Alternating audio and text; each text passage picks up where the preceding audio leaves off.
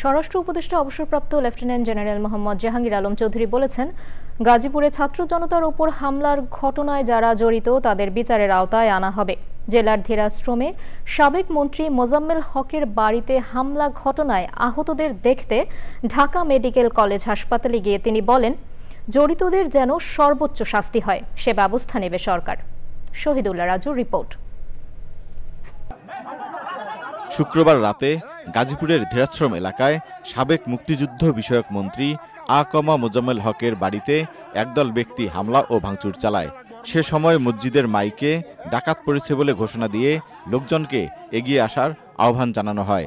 আশপাশের লোকজন বাড়িটি ঘিরে ফেলে কয়েকজনকে মারধর করেন। সে সময় গুরুতর আহত হন বেশ কয়েকজন শিক্ষার্থী। বৈষম্য বিরোধী ছাত্র আন্দোলনের গাজীপুরের নেতারা জানিয়েছেন, সাবেক মন্ত্রীর বাড়িতে হামলা ও লুটপাট হচ্ছে এমন সংবাদ শুনে তা প্রতিহত করতে ১৫ থেকে ১৬ জন শিক্ষার্থী ঘটনাস্থলে যান। সেখানে লুটপাটকারীদের তারা বাধা দিলে পেছন থেকে হুট করে অনেক মানুষ জড়ো হন। তাদের হাতে রামদাসহ বিভিন্ন অস্ত্র ছিল। অন্য শিক্ষার্থীরা আসার আগেই ওই ১৫ জনকে ছাদে নিয়ে পিটিয়ে ও কুপিয়ে আহত করা হয়। যারা লুটপাট করতেছে তাদেরকে বোঝানোর চেষ্টা করছে এবং তারা সেটা ফাইনালি মেনেও নিয়েছিল। মেনে নেওয়ার পরে ওটা ছিল একটা পরিকল্পনা। ওই টাইমে আমাকে ফোন দেওয়া জানানো হলো যে ভাই আমাদের এখানে সবাই বের হয়ে যাচ্ছে, এটা ওদেরকে বোঝানো আমরা কনভিন্স করতে পারছি ওরা লুটপাট করবে নাকি। যে ওরা বের হইতেছিল এরকম টাইমে যারা ভিতরে আগে থেকে অবস্থান করছিল ওরা বাইরে থেকে বিভিন্ন লোকজনকে ডাক দেয়, রামদা টামদা নিয়ে তারা প্রবেশ করে এবং পরিকল্পিতভাবে বিভিন্ন মসজিদে হঠাৎ করে এলান করা হচ্ছে যে ডাকাত পড়েছে। তো এই খবরগুলো আমরা পেয়ে সেখানে আমরা পরবর্তীতে ছুটে যাই এবং আমাদের অনেকে আহত হয়। গুরুতর আহত ৫ জনকে ঢাকা মেডিকেল কলেজ হাসপাতালে পাঠানো হয়।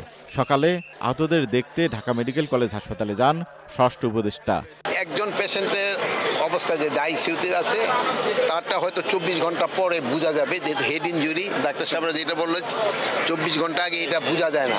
তো তারা সবাই ভাবতেছে যে ২৪ ঘন্টা পরে আল্লাহ দিলে নর্মাল হয়ে যাবে।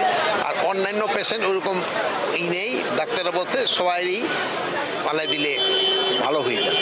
আইনানুগ ব্যবস্থা তো নিচ্ছি এবং এটার সাথে যারা জড়িত তাদের সর্বোচ্চ বিচারের আওতায় আনা হবে এবং তাদের সর্বোচ্চ যেন পানিশমেন্ট হয় এই ব্যবস্থা করে। শিক্ষার্থী জনতার উপর হামলার প্রতিবাদে গাজীপুরের রাজবাড়ী মাঠে বিক্ষোভ সমাবেশ করছে বৈষম্য বিরোধী ছাত্র আন্দোলন।